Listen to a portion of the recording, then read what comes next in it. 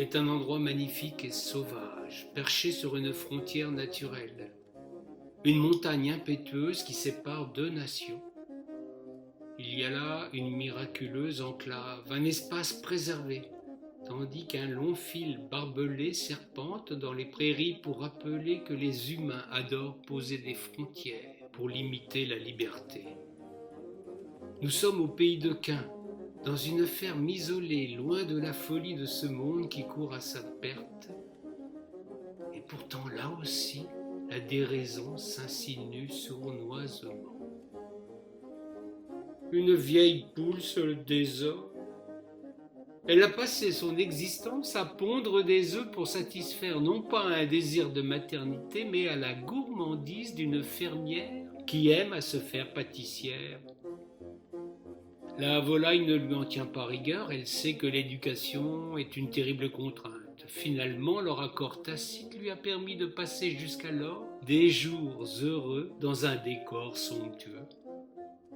Depuis peu de temps, la Roussette, car tel est le surnom que lui a donné sa fermière, sent le vent du changement. D'abord, c'est bien ce qui la préoccupe le plus, son ventre est devenu improductif.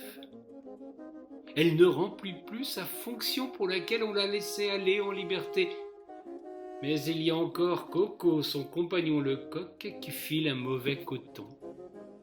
Coco s'est pris d'amitié pour un pinson, un charmant oiseau au demeurant libre comme l'air, joyeux et excellent chanteur. Pourtant, cette relation a transformé le comportement de l'animal, qui oublie bien souvent de sonner le réveil. Ses habitudes ont changé du tout au tout, délaissant la Roussette pour faire les yeux doux à un charmant ovin. La poule en a la chair d'elle-même. Elle sent que la patronne va saisir l'occasion pour condamner Coco à la noyade viticole. Une fin glorieuse sans doute, mais qui la laissera veuve et désespérée. C'est ainsi que Coco est passé à la casserole et que désormais la Roussette s'attend à subir le même sort dans les prochains jours. Elle se résout à finir en beauté, à donner du fil à retordre à ceux qui désirent se la mettre sous la dent. Elle a remarqué que les pensionnaires d'un élevage en batterie voisin ont la chair flasque, le regard vide et la mine peu engageante. Celles-là ne donneront rien de bon, ni saveur, ni fermeté. Elle ne veut pas qu'on prétende la même chose de son sacrifice. Elle se met à la gymnastique. Elle profite du grand air pour aller et venir, courir en tous sens, afin d'affermir ses muscles tout en diversifiant sa nourriture sans plus se contenter de ce que lui donne la fermière. Elle se fait gourmande d'herbes sauvages, de plantes aromatiques et de délicieux petits animaux peuplant les vastes prairies. Son trépas sera une fête, un repas de choix digne du bon roi Henri le Vert galant. Certains peuvent s'étonner d'une telle volonté. C'est qu'il ne place pas la conscience professionnelle au même niveau que la Roussette. Ils ont peut-être une dent contre la volaille, à moins qu'ils ne se placent pas dans la grande chaîne alimentaire qui a toujours prévalu dans l'histoire de l'humanité. Laissons-les sur le bord du chemin de cette histoire. Roussette a choisi sa recette. En consultant les recueils de grand-mère, elle se sait digne de finir au pot. Une sortie de scène en triomphe, un succès garanti pour une ultime représentation. C'est à elle qu'incombe de réunir les ingrédients nécessaires à son grand dessein. Partant du précepte universel qu'on n'est jamais mieux servi que par soi-même, elle va quérir un délicat jurançon, de la crème fraîche onctueuse à souhait, des légumes sans apport de produits chimiques, elle s'en fait un point d'honneur. Elle se montre délicate sur la cocotte, une sorte de déformation professionnelle. C'est vers la fonte que s'oriente son choix, pourvu que ce soit un produit local.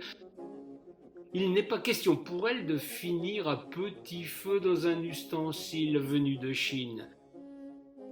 Elle a sa dignité de label rouge, comment le lui reprocher?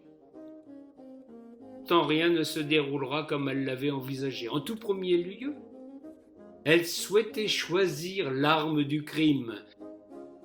Elle rêvait que ce fût une lame d'acier trempé fabriquée à Thiers. Un caprice qui s'inscrivait lui aussi dans une démarche somme toute très logique. Mais pour une poule, trouver un couteau n'est pas des plus faciles, comme le témoigne la sagesse populaire. Elle se serait cassé les dents dans cette vaine quête si un événement imprévisible n'était venu bouleverser le cours naturel des choses. Un matin, elle vit surgir la fermière, un curieux foulard, non pas sur la tête comme à son habitude, mais sur le visage. La dame avait dissimulé sa bouche et son nez. La Roussette y voyait un mauvais présage. Comment cette dame allait-elle pouvoir se régaler d'elle en pareil équipage? La suite intrigua plus encore la vieille poule, qui n'était pourtant pas née de la dernière pluie. La fermière ouvrit le poulailler dans lequel étaient enfermés les poules, les canards, les pintades et les oies, tous ses congénères qui ne bénéficiaient pas des largesses qu'on lui accordait. La femme cria, vitupéra même, tandis que son époux, sortant de leur demeure un fusil à la main, tira en l'air pour effrayer toute la troupe. Il y eut une débandade comme jamais on en vit de mémoire de volaille. La bande tout entière se dispersa dans les vastes prairies pyrénéennes. La Roussette prit son parti de fuir pareillement. Il y avait là un vent de folie chez les humains. Il était préférable de tailler la route au plus vite. Pourtant, en vieille sage qu'elle était, la poule alla s'enquérir auprès d'un canard connu pour sa capacité à diffuser les informations importantes des motifs d'un tel comportement aussi surprenant qu'irrationnel. Le canard déplia ses ailes et lui donna à lire le gros titre qui barrait son édition du jour. « La grippe aviaire frappe tout le pays ». La poule ne finit pas en cocotte. Elle se réfugia dans la montagne où elle passa des jours heureux jusqu'à ce qu'elle finisse, hélas, par tomber sous l'écrou d'un renard en goguette. Ainsi va la vie. Elle n'avait pas eu de peau et pire encore, le renard avait la rage.